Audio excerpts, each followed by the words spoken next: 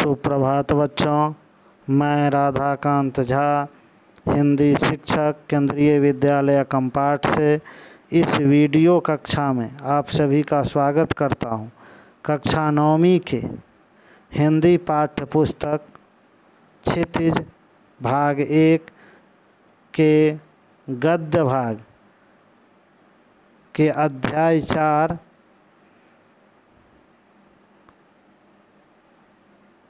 जिसका नाम है सांवले सपनों की याद, जिसके लेखक जाबिर हुसैन हैं।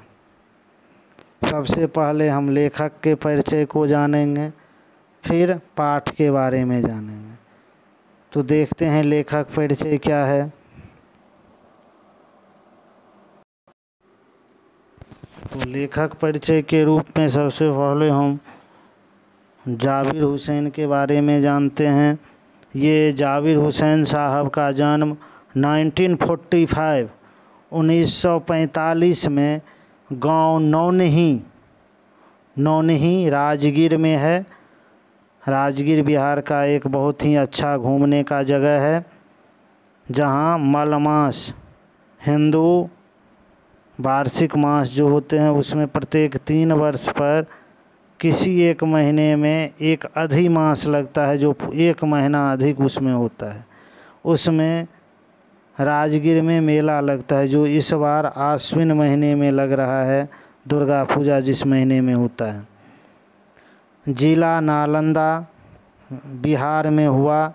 वे अंग्रेजी भाषा एवं साहित्य के प्राध्यापक रहे। सक्रिय राजनीति में भाग लेते हुए 1977 में मुंगेर से बिहार विधानसभा के सदस्य निर्वाचित हुए और मंत्री भी बने। सन 1995 से बिहार विधान परिषद के सभापति हैं। जाबिर हुसैन हिंदी, उर्दू तथा अंग्रेजी तीनों भाषाओं में समान अधिकार के साथ लेखन का काम किए हैं। उनकी हिंदी रचनाओं में जो आगे हैं, डोला, बीबी का मजार, अतीत का चेहरा, लोंगा, एक नदी रेत भरी प्रमुख हैं। कहते हैं अपने लंबे राजनीतिक सामाजिक जीवन के अनुभवों में उपस्थित आम आदमी के संघर्षों को उन्होंने अपने साहित्य में प्रकट किया है। संघर्षरत आम आदमी और विशिष्ट व्यक्तियों पर लिखी हुई उनकी डायरियाँ चर्चित प्रशंसित हुई है। सभी व्यक्ति को डायरी लिखनी चाहिए। आप भी डायरी लिखने का अभ्यास कीजिए। जो डेली का जो काम हुआ उसे आप रात में सोने से पहले उसको लिख डालिए। उससे आपका लेखन शैली अच्छी होगी, राइटिंग स्टाइल अच्छा होगा, हैंड राइटिंग अच्छा होगा। और कभी आप अगर उसको पढ़ेंगे तो पुरानी बातें भी याद आ जाएगी। जाबिर हुसैन ने डायरी विधा में एक अभिनव प्रयोग किया, एकदम अनोखा अलग टाइप का प्रयोग किया, जो अपनी प्रस्तुति शैली और शिल्प में नवीन है। प्रस्तुत पाठ जून 1987 में प्रसिद्ध पक्षी विज्ञानी सलीम अली की मृत्यु के तुरंत बाद डायरी शैली में लिखा गया संस्मरण है। किसी की याद को अगर हम लिखते हैं तो वो संस्मरण कहलाता है। सलीम अली का संस्मरण करते हुए लेखक ने उनका व्यक्ति चित्र प्रस्तुत किया है। जो वो कैसे व्यक्ति थे इसके बारे में वो बताने का प्रयास किए हैं। और सलीम अली बहुत बड़े पक्षी वैज्ञानिक थे, विज्ञानी माने जाते हैं। और वो पक्षी के बारे में बहुत सारे काम किए, उसकी भला के बारे में।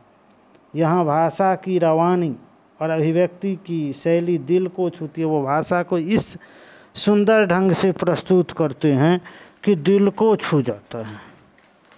उनकी भाषा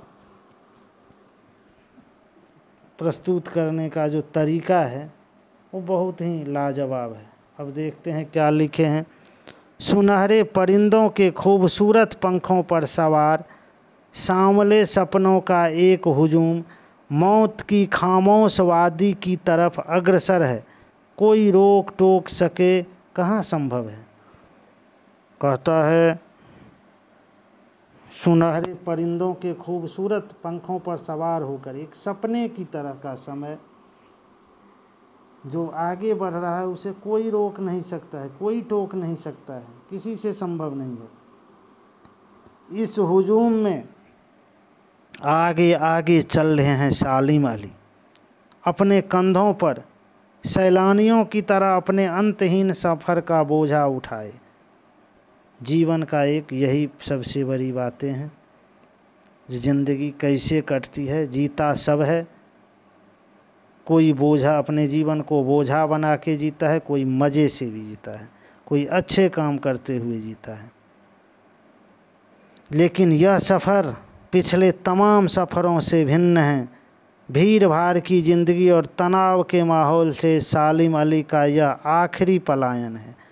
यानी कि आखिरी पलायन, जब मौत का समय आ गया है, अब तो वो उस वन पक्षी की तरह प्रकृति में विलीन हो रहे हैं जो ज़िंदगी का आखिरी गीत गाने के बाद मौत की गेंद में जा बसा हो, यानी कि मौत की गोद में सिमटता जा रहा है।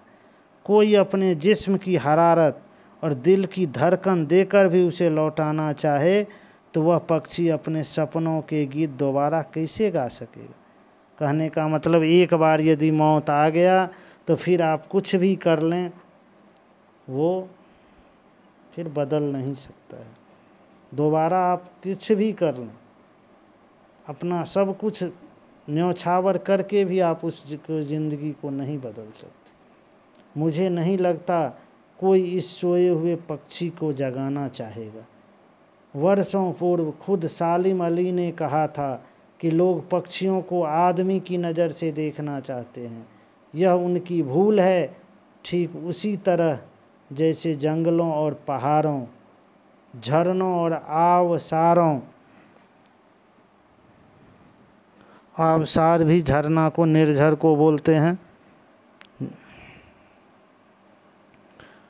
को वो प्रकृति के नज़र से नहीं आदमी की नज़र से देखने को उत्सुक रहते हैं।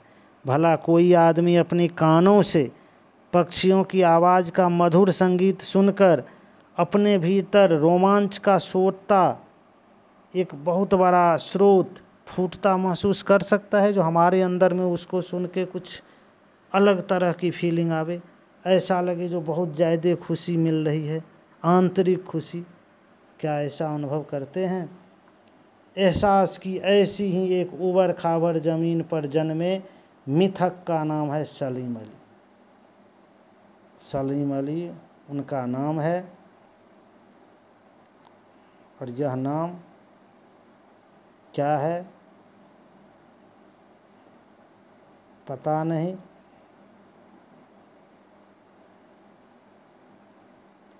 अब ये सलीम अली के बारे में और तमाम बातें हम अपने अगले वीडियो में देखेंगे। जो सलीम अली के बारे में और क्या बातें जाबिर हुसैन साहब ने लिखा है, इनको जानेंगे। तो तक के लिए धन्यवाद।